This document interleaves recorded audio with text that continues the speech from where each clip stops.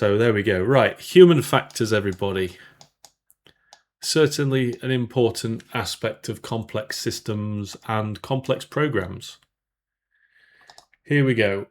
Right, so the NASA Human Factors Analysis and Classification System, pardon me, NASA HFACS, is a tailored adaptation of the traditional HFACS model, designed specifically to include NASA's unique operational missions and organizational environments. HFACS systematically categorizes the underlying human errors, behaviors, and decisions. And you'll notice, in fact, let me just grab my little jigsaw piece. There we go. So if you've not seen this before, this is what I call a jigsaw piece. This is one of the fundamental principles of what STAMP is all about. So this is essentially a basic control loop. If you've done control engineering, you'll be familiar with you. Essentially, we've got a controller at the top that conceptually controls a control process below. Through some form of control actions, it receives feedback from that control process, which updates its process model or beliefs, if we're talking about human being mental models. And of course, there is a control algorithm, which is essentially a technical term for decision making. So these are the decisions that the controller needs to make, and they are based on information from the process model, the beliefs. So there we go. So when we're talking about the HFACS model, so underlying human errors and behaviors, they are loosely related to the control actions. And then we've got decisions. So, of course, that's related to the control algorithm, the decision making, and by implication, the beliefs that those decisions are influenced by. There we go. So let's get this back on the screen so you can see it. There we go. And that covers acts to preconditions to supervision. So if we're talking about supervision, you could say that's another layer in the hierarchy above this particular controller we're interested in, and of course organizational influences. So that could be control actions or due to the structure and behavior of the organization and other controllers within it, enabling a deeper understanding of how and why incidents occur. Fantastic. So it's got very similar goals as CAST accident analysis has, and STPA to an extent. This multi-layered approach, that implies layers in a hierarchy, a control structure hierarchy, promotes targeted development of mitigation strategies, illuminating opportunities for mishap prevention, a stronger safety culture, and improved performance, both operational and organizational, across the agency. Fantastic. We all like the sound of that. That's brilliant. Right, so every interview was a semi-structured interview with consistent questions, rankings and comments under the 5 organizational domains of organizational structure,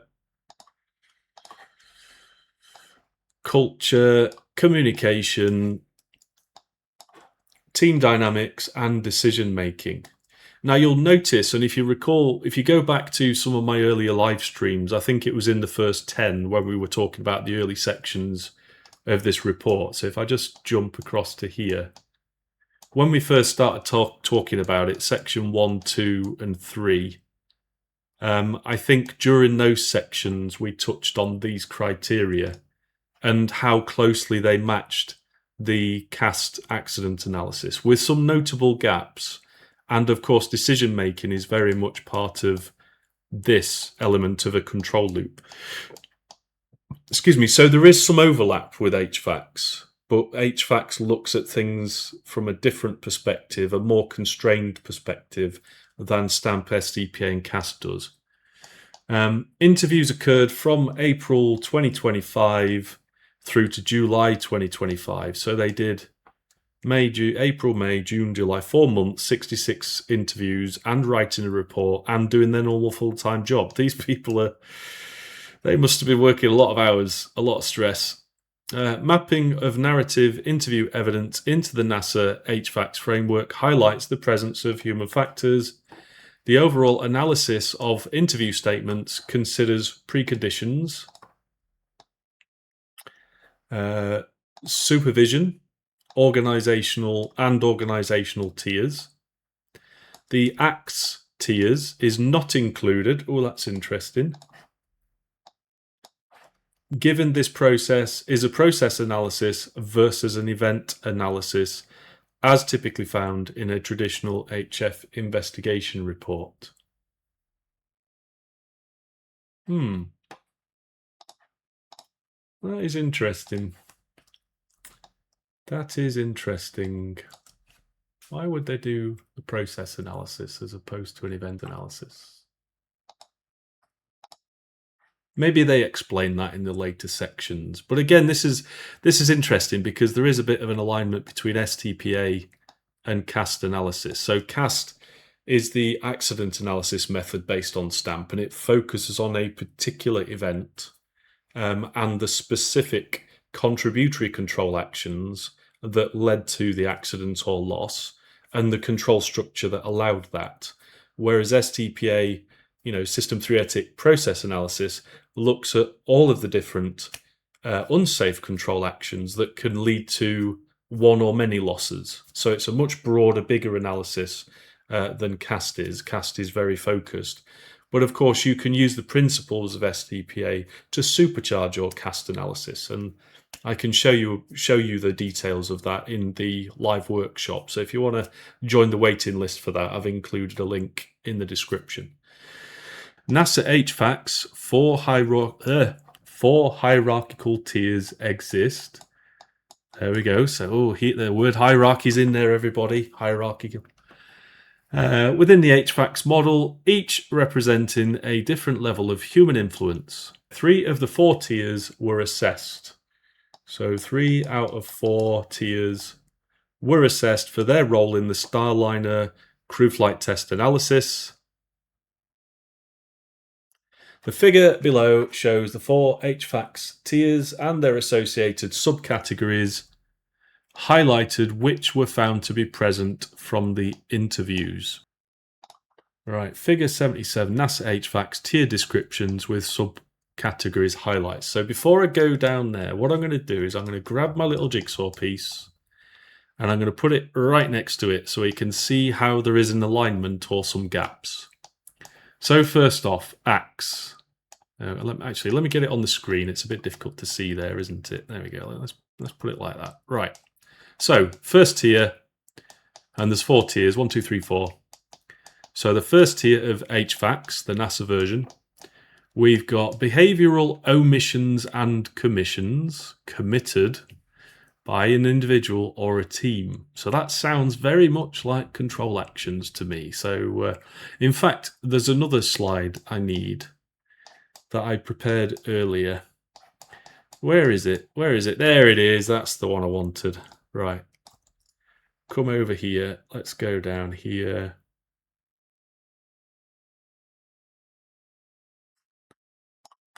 No, I'm giving so much away. I should probably charge for these live streams. Comment below how much you'd pay for these live streams. Or if you wouldn't, give me some feedback. Right, let's just have a look. So, actually, I better just undo. Simon, what are you doing? Oh, God. What are you doing? There we go. Right, let me just... I'll put a border around this. Border. Let's put a border around it. So there we go. Right, group. So let's just have a look for a second then. So we're saying here, behavioural omissions and commissions. So these are things that are not done when they should be, and things that are done that perhaps shouldn't be done. Now, funnily enough, that sounds like not provided from our types of contributory or unsafe control actions. So their control action is not provided. The behavioural aspect, the act, is omitted, or it is committed. So there we go, provided, not provided. So we've got some complete overlap between STPA, CAST, and HFACS, which is not unexpected. Then it says decision making. Wow, hang on a minute, Simon. That's in your little jigsaw piece. Yes, it is. There we go. So decision making is mentioned. What I'll do is I'll get a little green pen. Everyone loves a green pen, don't they? Right, so Omissions and commissions, they're included in STAMP. Decision making, yeah, that is as well. Oh, skill-based. Right, so skill-based is related to the capability of the controller, which is a combination of decision-making, beliefs, and their ability to get stuff done. So that is included, but it's not explicit in this picture. It's not explicit in this model, but it is implied. Perception. Perception. What does that sound like? Well, that is a combination, everybody, of a mental model, beliefs, and some feedback. And it could be, if you were looking at a more advanced control structure model with other, actually, I've got the picture. Stand by, let me grab it. I'm here talking about it. I might as well show the picture. There it is. That's the one I wanted. Look at that. It's almost like I prepared for this. Right, there we go. No. Further down, there we go. Zoom in. Let's put a board around it. Border. There we go. Right. So it's saying here, let's make sure it's big enough on your screen. So perception could be, we've got this controller here controlling this process, and their mental model, their beliefs, their perceptions could be shaped by other controllers, such as leadership. Leadership have said something or not said something that's led to a perception. Maybe there are other controllers that are coordinating or distracting this controller and shaping perceptions. So perception is in there. Maybe it's not as explicit as decision making, but it's there. So let's get some green pen. Green pen, there we go. And then compliance. Ooh, compliance. How does that fit into it? Well, I suppose it's a combination of individual taking actions and having feedback and updating their mental models about the things they've done and whether they are meeting expectations. But it's also a combination of these other controllers that are involved. So this leader, are they checking that this controller's done what they need to do? Pardon me, does that leader have necessary feedback about the control process to be able to do that? In this picture, they don't. Did they have in reality? What about this other controller? Is this, supporting this controller to do whatever it's doing? Does it have necessary feedback? So compliance, feedback, interactions, coordination. It's definitely there, but it's not explicit in the same way that HFACS does it. There we go. So we've got the ACTS level sorted out then. Right, let's have a look at preconditions. So environmental factors or conditions of individuals matching performance, impacting environmental factors or conditions of individuals impacting performance. So we've both got environmental factors and individual factors. Right, let's just talk about the environmental factors for a second. And it's important to recognize I'm not digging into the causal scenario analysis of STPA in this in these live streams, because it takes up a lot of time to do that. I'm here to focus on the Starliner, I'm not here to teach everything about STPA and CAST. It's about the Starliner. But let's just focus a minute. So this says environmental factors: physical environment, technological environment, space environment, information environment. And I think that's one of the additions for NASA. I don't typically think that's in a normal HFACS analysis. Correct me if I'm wrong in the comments. So yeah, when we're doing a STPA Step 2 analysis, or we're doing a CAST analysis and looking at the specific controller, we would explore, well, what are the reasons that might impact the behavior of the controller from a physical perspective? Is it too hot, too cold? I'm absolutely baking, sweating to death today in my back cave. It's just ridiculously hot again. Is it to do with sleep deprivation or blood sugar levels or some other, kind of issue? Maybe stress, high cortisol levels, and all of those exciting things. So these are included in STPA, but we look at them as part of step 2 of the STPA analysis phase. And of course, when we're doing a CAST analysis, we look at it as part of the controller analysis phase part, should I say.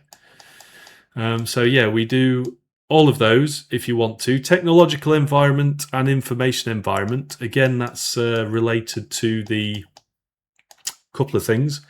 Human-machine interface between the controller and the control process, the actuators and sensors, the control path and the feedback path. Maybe it's to do with coordination of other controllers and the interface and the feedback.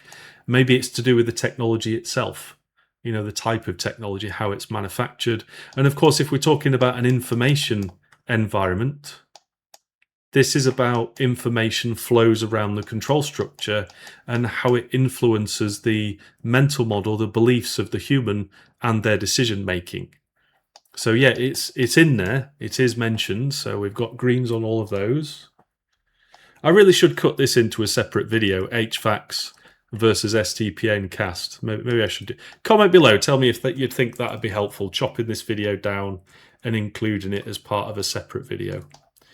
Individual factors. So let's have a look at this. So psychological, physiological, medical, perceptual, fitness and readiness. So those three are certainly part of STPA STPA analysis phase part 2.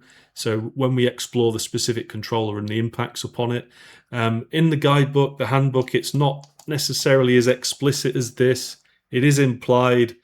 But of course, if you're using these methods and you have human factors people available, they'll know all of these and will add these things intuitively anyway.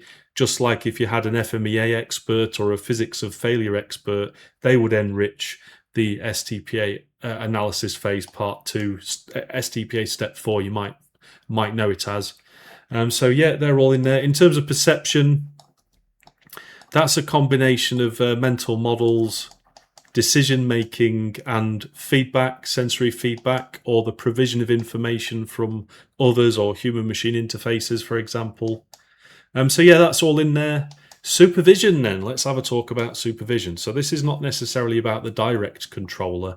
This is about the supervision of that controller or supervision of the control process if you want to go that far. So let's have a look at our control loop then. So we've got methods, decisions, or policies of the supervisory chain of command, oversight, planning, accountability, supervisory compliance. So you could say that oversight is essentially a closed loop, feedback loop, control actions, you know, we need to audit you, let's check you, let's get some feedback, is that appropriate or not, yes or no? Is the controller fulfilling its responsibilities, yes or no? Is there any other feedback that leadership, that supervisor needs? This model doesn't include that feedback path. The reason is to force you to remember and ask that question, what feedback does the supervisor have that's independent of the controller? Because the controller could be lying. The controller could be providing information it believes to be true that's not actually true. You know, so the supervisor should have its own independent feedback in some shape or form. Planning, so that is about the control algorithm of the supervisor, the decision making, and that of course is based on a mental model or process model, which will be influenced by feedback or coordination from other controllers perhaps. Accountability. Now accountability is interesting because there is a difference between responsibility and accountability, because a controller could be responsible and accountable for something, but they don't have the means to be able to satisfy that responsibility or accountability. And they might not even realize that until they have to step up and get involved. So of course there's the definition of responsibility and accountability, which a supervisor logically needs to do. So that's decision making and process model and control algorithm. But the other control algorithms related to that are communicating responsibility and accountability, getting feedback that has been taken on board and fulfilled, or that the capability is there to be able to do that. And of course, the supervisor has some responsibility to provide resources to make sure that capability is available. Otherwise, it doesn't matter how responsible or accountable a controller is if they don't have the necessary resources, or they are in a hotspot, in a position where they cannot fulfill those responsibilities through no fault of their own. Then that is the responsibility of the supervisor to take care of that, arguably. Okay, supervisory compliance. So we've already talked a bit about that already. So you could say it's about the supervisor checking the controller and their behaviors and the behavior of the control process. But there's also an implied who checks the checker? Who supervises the supervisor? Is there another loop above this one to make sure the supervisor is doing what it's supposed to do? And I'd argue that should be necessary in all safety critical systems. Okay, so we've talked about that. That's in there. Not as explicit as this, but again, it is in there. Organisation, climate and culture. Yes, that is certainly mentioned, especially in CAST. Latent conditions embedded within the organisation, operations. So this is an interesting one, because when we say operations, are we referring to the operational control structure? And so this doesn't really think broad enough about the design, development, test and qualification control structure and the response and recovery control structure. Or is it that this organisation in this context it's also about operations, but when you talk about design, development, qualification, and test, arguably that is an operations control structure, but in that context, and the same for response and recovery. Because I'd argue the emergency services, for example, they will refer to themselves as an operation control structure, but they are in the context of themselves, not their customers, so to speak, their clients. So yeah, so we've got all of those in there. And resources. So resources is a type of control action, you could say. The provision of adequate resources, whatever type of resources you're referring to. If you're talking about a computer controller, resources could be electrical power. It could be cooling or heating. It could be radiation protection. If we're talking about a human being, it could be making sure they've got adequate rest. They're not being burnt out. They're not being asked to do an investigation and interview 66 people in the case of 4 months alongside a day job. Do you see what I'm saying here? Comment below. Let me know what you think. There we go. So in a nutshell, HFACS and STPA and CAST can fit together, but STPA gives you a broader framework and a more structured framework to really dig into the specifics of a control loop and then the broader contribution from the safety control structure.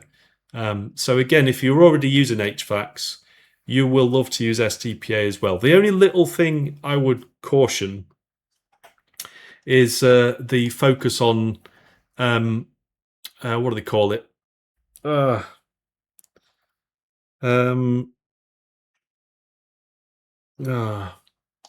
Slipped my mind. There is a model used in civil air transport I'm aware of called the FAIR model. And it has a flowchart in it to describe whether the acts of an individual are, genuine slips and mistakes and all of that good stuff, or whether they are bad people that should be punished. And so we have to be really careful with that kind of mindset and language and vocabulary, because the point of STPA and CAST is to uncover what must the control structure do to mitigate, eliminate the hazard, or respond and recover to its consequences. We're not here to point fingers and blame people. We're here to understand why the system allowed these accidents or losses to occur. And it's not helpful to be blaming people, pointing fingers and punishing them. Don't get me wrong, there may be a place for those kind of things in very specific circumstances, but we're all adults. We should be treated with respect, and punishment should be an absolute last resort for very specific circumstances. That's my personal view on it. Let me know what you think. So yeah, I've talked to death about that. I've talked about unsafe control actions. Do I want to talk now? I think I've done that enough, to be honest. And that was just page 1. That was like 40 minutes of. Yeah, let me know if you thought that was helpful. I'll just have a quick drink and check the comments, see if everyone's fallen asleep. I hope that was interesting for you. Again, if you've got any questions, comments, concerns about this case study, or about the things that you do, about how STAMP and STPA or CAST could help you, or if you're trying to do one of these things and you're finding it difficult and you just want a second opinion on something, get in touch. Send me a message via direct message, or visit my website on Whiteley-Safety.co.uk. Click the green button. I need help now. Send me a message. Let's have a conversation. Have a good night. Take care.